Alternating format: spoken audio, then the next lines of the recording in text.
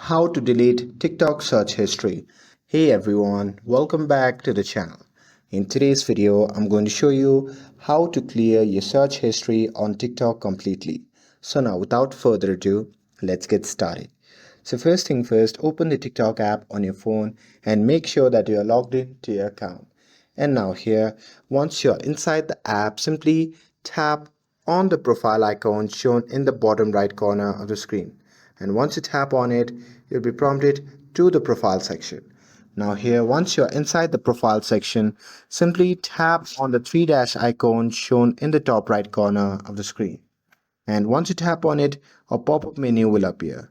From that menu, simply tap on Settings and Privacy.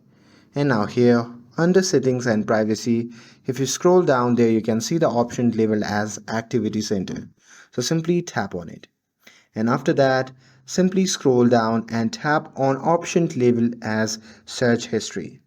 And now here, inside the search history, you'll see all the searches that you have made before.